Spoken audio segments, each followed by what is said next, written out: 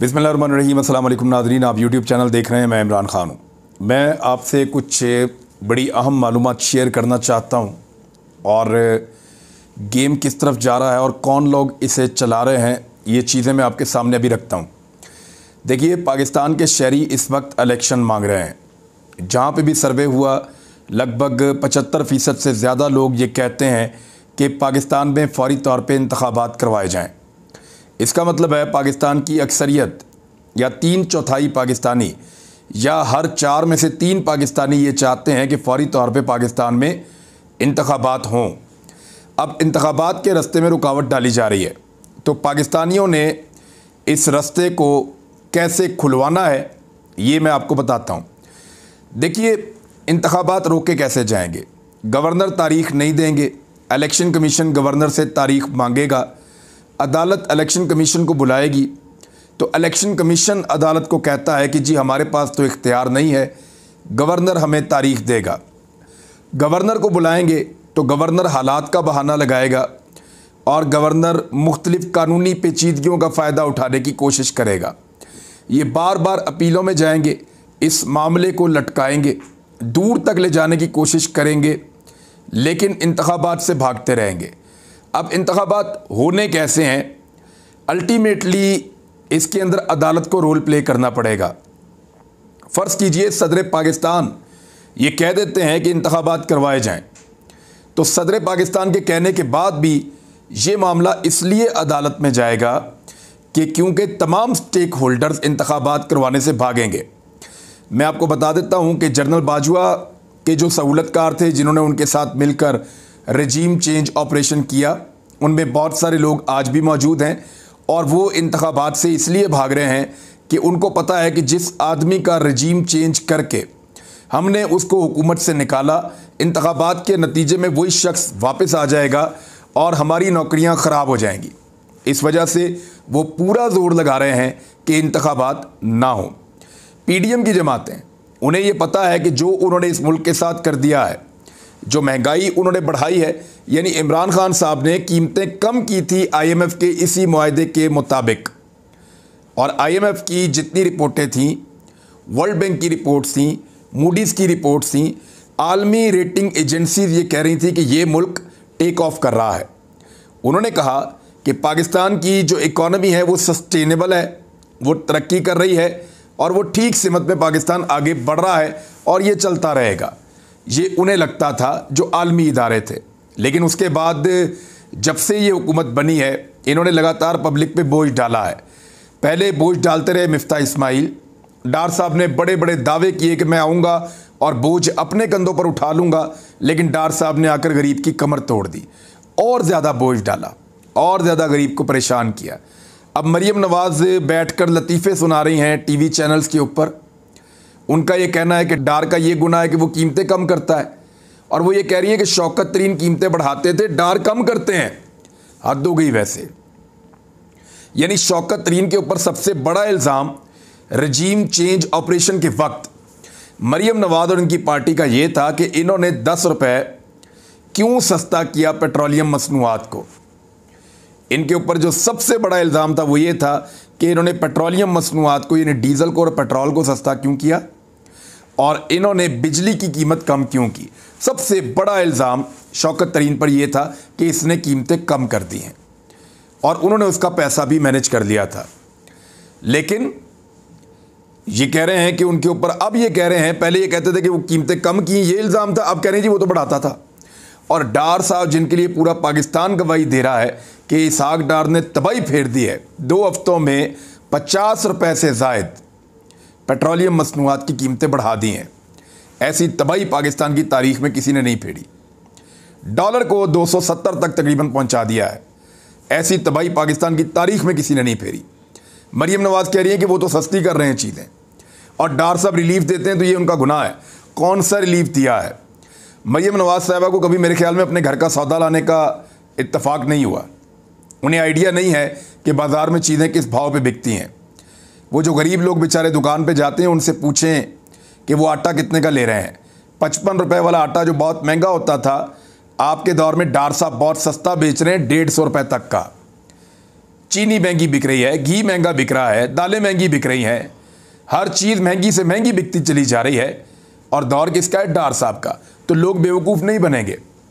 मरियम नवाज़ ने एक और अजीबोगरीब कहानी सुना दी कि मैं फ्राई पैन को चूल्हे पे गर्म करके उससे कपड़े इस्त्री करती थी। ये किसको बेवकूफ़ बना रही हैं आप? और भाई फ्राई पैन जब आप चूल्हे पे गर्म करते हैं काला हो जाता है। आपके कपड़ों के ऊपर कोई एक कपड़ा मरियम नवाज़ जो पहन के अदालत में आई हो और उसको देखकर कोई कहे कि ये फ्राई पैन से इस्त्री हुआ है, बेहतरीन से बेहतरीन धोबी को भी आप पूछवा लें कि क्या ये फ्राई पैन से इस्त्री हुआ है, वो आपको बताएगा नहीं जी ये बड़ी टॉप क्लास इस्त्री हुई है इन कपड़ों के ऊपर, फ्राई पैन से इस्त्री करती थी। यानी कोई भी बंदा कोई भी कहानी सुना दे तो वो अपने खाते में डाल देती हैं। वो कहती थी मेरे पास नाइटी भी अवेलेबल थी, मेरे पास फ्राई पैन भी अवेलेबल था, मेरे पास चूल्हा भी अवेलेबल था। यानी ये सारी चीज़ें मौत की चक्की में। और मुझे उस चक्की के अंदर छोटी सी में इन्होंने बंद किया था। वो किसी बंदे ने वीडियो बना के बाहर निकाल दी। मुझे तो लगता है वो मरियम नवाज़ को दिखाने के लिए या किसी ताकतवर शख्स को दिखाने के लिए वो वीडियो बनाई गई थी। वो वहाँ से लीक होकर बाहर आ गई। वो वीडियो आप उसके अंदर देखें, वो इतनी सी चक्की है उसके अंदर, या चूल्हा रख दो तो या बंदा बैठेगा। मैं नमाज़ पढ़ता था, मेरा सर सामने दीवार में लगता था। तो अजीबोगरीब बातें ना करें, लोगों को बेवकूफ़ ना समझें। लेकिन अब मरियम नवाज़ ने क्योंकि इंटरव्यू देने का फ़ैसला किया है तो आपको इंटरव्यूज़ के अंदर बड़े लतीफ़े मिलेंगे, बड़े बड़े मज़ेदार लतीफ़े। और इंटरव्यू लेने वाले ने भी वैसा कमाल किया। मैं बड़ा मोतरफ़ था पहले ही सलीम साफ़ी साहब का, अब मैं उनकी और ज़्यादा क्या तारीफ़ करूँ। बड़ा शानदार उन्होंने ये इंटरव्यू लिया है। इवन ये तक कहा कि इमरान खान की अल्फाज को बकवास उन्होंने इंटरव्यू के अंदर करार दिया। तो ज़बरदस्त एक उन्होंने इंटरव्यू किया है। बहरहाल अब तरीका क्या होगा? अदलिया के आगे इनकी नहीं चलेगी। अदलिया बंद बांध देती है हर गैर आइनी काम के आगे। अदलिया अगर कहेगी कि 90 डेज़ के अंदर इंतखाबात करवाए जाएं तो फिर इनको करवाने पड़ेंगे। वो इस्टेब्लिशमेंट को भी मजबूर करेगी कि सहूलत फराम की जाए। वो सिक्योरिटी प्रोवाइड करने के लिए भी फोर्सेस को कहेंगी कि फोर्स फराम करें इलेक्शन कमीशन को। वो ROs की फरामी के लिए भी कहेंगी। तो इस तरह से पूरा का पूरा जो निज़ाम है वो अदलिया सेट करके दे सकती है अगर वो फ़ैसला ले ले तो। अब अदलिया से फ़ैसला होता हुआ दिखाई दे रहा है तो इन्होंने फौरी तौर पे अदलिया के ऊपर अटैक कर दिया है। अदलिया के ऊपर हमलावर हो गए हैं मरियम नवाज़ और उनके साथी। पीपल्स पार्टी अभी तक इस हमले के अंदर शामिल नहीं है, लेकिन मरियम नवाज़ और उनके साथी, उनका मीडिया सेल, नवाज शरीफ, ये सारे मिलकर पाकिस्तान की अदलिया के ऊपर हमलावर हो चुके हैं। अब जो पाकिस्तानी चाहते हैं कि पाकिस्तान में इलेक्शन हो तो उन्हें इलेक्शन मिलेंगे कैसे? मेरे ख्याल में आप सबको अदलिया को सपोर्ट करनी चाहिए। मुझे ऐसा लगता है कि पाकिस्तानियों को चाहिए कि अपने जजेस को सपोर्ट करें, उनके वक़ार के ऊपर समझौता ना करें। उनके खिलाफ किरदार कुशी की मुहिम चल रही है और बड़ा खौफनाक उनके ऊपर अटैक किया जा रहा है पाकिस्तान के जजेस पे। और मरियम नवाज़ ने बहुत सारी मज़ीद चीज़ें भी तैयार कर रखी हैं।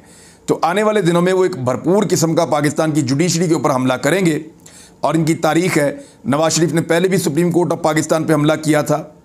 जब नवाज शरीफ निकाला गया, अभी नाअहल हुआ, तो उसके बाद नवाज शरीफ ने दोबारा से फिर जजेस के ऊपर अटैक किया। और अब दोबारा जब उन्हें पता चल रहा है कि इंतखाबात लेने के लिए पाकिस्तान तहरीक इंसाफ के पास जो वाहिद एक रास्ता बचा है वो अदालत का दरवाज़ा खटखटाना है। अब जब वो अदालत का दरवाज़ा खटखटा रहे हैं और वहाँ से इंसाफ लेने की कोशिश कर रहे हैं, तो इस दरवाज़े को बंद करने के लिए अदलिया के ख़िलाफ़ एक खौफनाक प्रोपेगेंडा कैंपेन शुरू की जा रही है, जो शुरू हो चुकी है। तो मेरे ख्याल में पाकिस्तानी नौजवानों को, पाकिस्तान के लोगों को अदलिया की बैक पर खड़े होना चाहिए, ख़ास तौर पे वकला को। वकला का रोल बहुत इम्पॉर्टेंट है। जो बार और बेंच है उनका एक बड़ा ज़बरदस्त हमेशा से ताल्लुक़ है और वो दोनों मिलकर पाकिस्तान में इंसाफ को इंश्योर कर सकते हैं। तो आईने पाकिस्तान की बालादस्ती के लिए बार को भी अपना रोल प्ले करना पड़ेगा, बेंच को भी अपना रोल प्ले करना पड़ेगा और पाकिस्तानियों को अपनी अदलिया के पीछे खड़ा होना पड़ेगा। जितने भी बुरे हालात हो ना, अल्लाह रब्बुल इज़्ज़त के बाद आपको भरोसा पाकिस्तान के जजेस पे, पाकिस्तान की अदलिया पे करना पड़ेगा, क्योंकि मामला उनके कोर्ट में जाएगा। अगर वहाँ से इंसाफ होगा तो फिर ही आपको आईने पाकिस्तान के मुताबिक आपका हक मिलेगा। बाकी इसके अलावा और कोई ऑप्शन मुझे दिखाई नहीं देता, क्योंकि एस्टेब्लिशमेंट के साथ अब कोई भी डील करने के मूड में इमरान खान साहब है नहीं। और एस्टेब्लिशमेंट जो मुतालबात इमरान खान साहब से कर रही है वो मुतालबात भी इमरान खान साहब अब मानने के लिए तैयार नहीं है। तो ऐसी सूरत में अदलिया ही एक वाहिद ऑप्शन है जो आईने पाकिस्तान के मुताबिक इंतखाबात करवाए। सदर पाकिस्तान का भी ऐसा लगता है आज के दिन में, क्योंकि 9:30 बजे अभी इलेक्शन कमीशन ने एक इजलास बुलाया जिसमें वो फैसला करेंगे कि सदर पाकिस्तान के बुलाए हुए इजलास में जाना या नहीं जाना। हो सकता है वो फैसला करेंगे नहीं जाना, लेकिन सदर ने बुलाया, उनको जाना चाहिए मुशावरत के लिए। और सदर पाकिस्तान की मुशावरत को ये लोग अब गैर आइनी करार दे रहे हैं। इलेक्शन कमीशन ऑफ पाकिस्तान जो है वो बड़ा हसास बना हुआ है। उनके दफ्तर के बाहर एहतजाज भी हो जाए तो साबिक वज़ीर आज़म पे दहशतगर्दी का मुकदमा दर्ज हो जाता है, गो के साबिक वज़ीर आज़म अपने घर पे बैठा हो। ये है सूरत हाल इलेक्शन कमीशन की। तो इलेक्शन कमीशन पूरी कुव्वत के साथ पीडीएम की जमातों के साथ खड़ा है। सहूलतकार पूरी ताकत के साथ पीडीएम की जमातों के साथ खड़े हैं। पाकिस्तान के मीडिया का 95% हिस्सा पूरी ताकत के साथ मीडिया के साथ खड़ा है। तो इन तमाम लोगों ने मिलकर इलेक्शन को रोकना है, और इलेक्शन को इसलिए रोकना है कि पाकिस्तान के लोग इलेक्शन में वोट डालना चाहते हैं उस शख्स को जिसको रजीम चेंज ऑपरेशन करके निकाला गया है। तो इमरान खान का रास्ता रोकने का एक ही तरीका है कि इंतखाब ना करवाया जाए। दूसरी जानिब बहुत सारे लोग बहुत सारे दावे और चीज़ें कर रहे थे कि पाकिस्तान के बारे में, मईशत के बारे में नेगेटिव खबरें देने से पाकिस्तान को बहुत नुकसान होता है। तो हम तो वही खबरें बता रहे थे जो फैक्ट थे, जो सरकारी अदाद व शुमार थे, वो हम बता रहे थे। पाकिस्तान तबाह हो रहा है, हम बैठ के बांसुरी बजाएं। पाकिस्तान बर्बाद हो रहा है, जब टाइटैनिक डूब रहा था ना, तो उस वक्त भी उसके अंदर म्यूज़िक वाले म्यूज़िक बजा रहे थे, और उस वक्त भी लोगों को डिनर करवाया जा रहा था। तो क्या टाइटैनिक डूबने से बच गया? मेरे ख्याल में जिस वक्त वार्निंग देनी चाहिए, अजान देने का काम जिन लोगों का है, उनको अजान देते रहना चाहिए, लोगों को बाखबर करते रहना चाहिए, और उनको तैयार रखना चाहिए आने वाले वक्त के लिए। तो ख्वाजा आसिफ साहब का स्टेटमेंट जो है वो सबसे ज़्यादा खौफनाक रहा। ख्वाजा आसिफ ने तो ढीला मुंह करके कह दिया कि आप जिस मुल्क में रहते हैं वो डिफ़ॉल्ट हो नहीं रहा, वो डिफ़ॉल्ट हो चुका है, यानी पाकिस्तान का दिवालिया निकल चुका है। ये ख्वाजा आसिफ ने कहा है। अब इसके असरात आप देखिएगा। कौन पाकिस्तान में इन्वेस्टमेंट करेगा? कौन पाकिस्तान के साथ कारोबार करेगा? कौन पाकिस्तान के अंदर पैसा लेकर आएगा? एक दिवालिया मुल्क के अंदर कौन इन्वेस्टमेंट करता है? लोग अपना पैसा निकाल कर ले जाते हैं। जिस वक्त पाकिस्तान के वज़ीर दिफा ने यह स्टेटमेंट दिया कि पाकिस्तान दिवालिया हो चुका है, बेशुमार लोगों ने यह फैसला किया कि उनका जो पैसा बाहर पड़ा हुआ है उनको अब पाकिस्तान में नहीं मंगवाना। बेशुमार लोगों ने यह फैसला किया कि वो अब पाकिस्तान के अंदर से अपना पैसा निकालेंगे। ये पाकिस्तान के वज़ीर दिफा ने किया है, ख्वाजा आसिफ ने, और ये पाकिस्तान को नुकसान पहुंचाया है, बदतरीन नुकसान पहुंचाया है। और यही ख्वाजा आसिफ हैं जो इस वक्त 3 भाइयों के ऊपर एक नया मुकदमा बना चुके हैं एंटी करप्शन में। यानी मैं उस्मान डार वगैरह की बात करूं, उस्मान डार, उमर डार, आमिर डार, आप लोग सभी ने जानते हैं, पॉलिटिकल लोग हैं। और ख्वाजा आसिफ को इन्होंने टक्कर दी हुई है सियालकोट में। पिछली मरतबा ख्वाजा आसिफ इलेक्शन हार रहे थे तो जनरल रिटायर कमर जावेद बाजवा को फ़ोन करके उन्होंने अपनी सीट बचाई थी। तो उसमें अब पहले इनके ऊपर एक मुकदमा किया गया एक वाबराए तावान का, फिर इनके ऊपर एक मुकदमा किया गया मंशियात का। ये उनमें से भी दोनों मुकदमा में से निकल गए क्योंकि इन्होंने कुछ किया नहीं था बकौल इनके। उसके बाद इनके ऊपर एक तजावज़ात का मुकदमा बना के तो इनकी दीवारें फैक्ट्री गिरा दी, इनका करोड़ों का नुकसान कर दिया। तो ख्वाजा आसिफ ने कोई कसर छोड़ी नहीं, इनके ऊपर 4-5 दफ़ा पहले मुकदमात करवाए हैं। और इस मरतबा एक एंटी करप्शन का मुकदमा बना दिया, वो ऐसे कि वहाँ पे पहले एक बंदे को गिरफ्तार किया, उसको नंगा करके टॉर्चर करते रहे और उसके साथ बड़ा जुल्म और ज़्यादती की, और उससे एक बयान दिलवा दिया इनके खिलाफ, और उसकी बुनियाद के ऊपर एंटी करप्शन में मुकदमा करवा दिया।